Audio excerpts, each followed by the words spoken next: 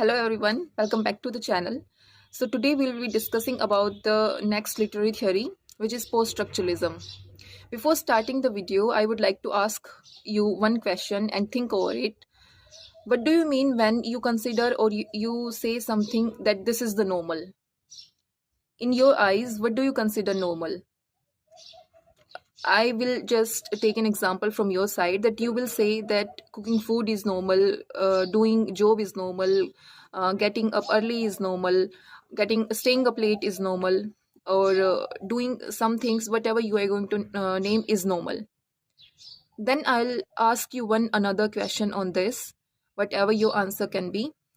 That who told you that these things are normal? Now that is the question that post-structuralism asks.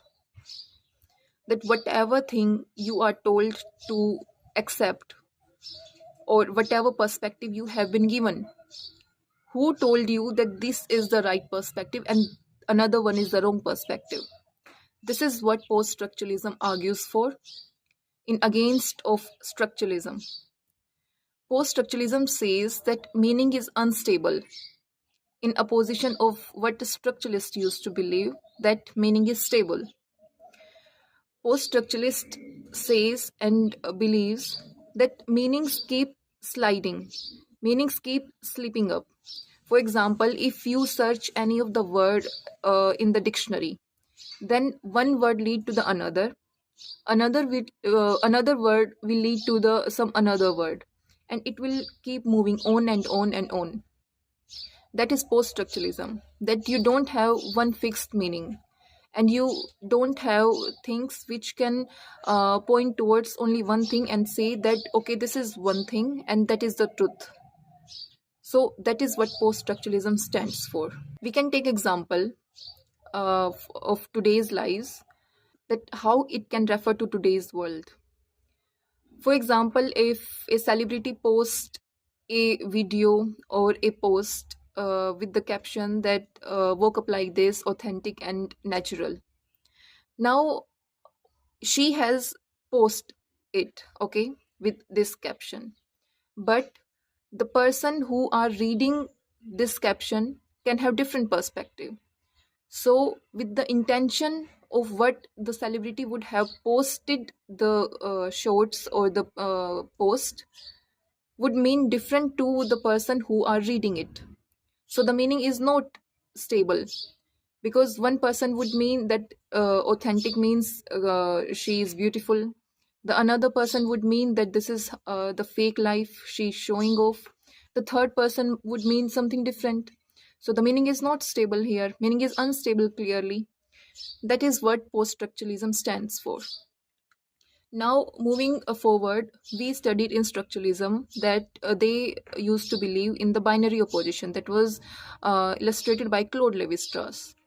That if good exist, that's why evil is there, and if male exists, that's why a female is there. But post-structuralism opposes this idea. It says that it is all built in the hierarchy, like it all stands in the process or in a lane where power decides what is accepted and what is not. It says that uh, uh, good is better than evil, male is more dominant than female, civilized is above than primitive. So there is this hierarchy. You can't say that this one thing exists, that's why the another thing is there. No, that is not there. So it opposes binary opposition completely. Now why does it opposes binary opposition in such a way? Because post-structuralists used to believe that all these things that are here, that why male is superior than female, is because this idea or identity is constructed. This is not natural, we are not born with this. So when all of this is constructed, then how can it be like the stable meaning? How can it be something which we can say that okay, this because this exists, that's why this exists? We are the one who constructed it, and the power, the people who are in the power, they decides what gets accepted and what is true and what is not. Because Post-structuralists used to believe that whoever is in the power, they decides what our future is and what the truth is. And the one who is not in the power, they just have to admit it without any opposition. That's what post-structuralism stands for. Post-structuralism also believes in one of another theory, that is the self is constructed. Now let me explain you with the beautiful example. When the baby is born, the baby doesn't know that he is a boy or a girl, or he is from the lower class or the middle class. It is a society or the people who lives and stays around the baby tells him that he is a boy, or her that she is a girl. So, how can we say that this is all natural? The baby is born, that is natural, but the identity which we have given to the baby, that is not natural. We people who are living in the society, we have constructed this identity. So, the self is constructed. That is what post structuralism says. Other than that, there is another writer, Roland Barthes, who believes in one of the facts, the death of the author, and he has written the book with the name as well.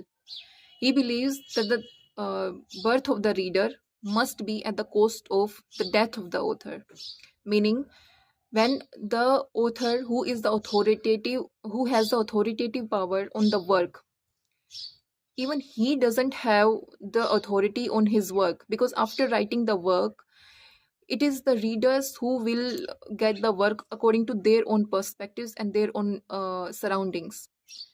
The duty of the author dies just after the reader accepts and reads the work. So the post-structuralists, they believe that when the work is not even belong to the author, then how can you consider that all of these things which are here can belong to the one identity? So it stands against the structuralist thought that everything belongs to one universal pattern or a system. It says that meaning keeps changing and it is not stable. So that's what post structuralism is about. The notes that I had prepared during my preparation regarding the post structuralism literary theory, I will attach them in the end of the video. See you soon.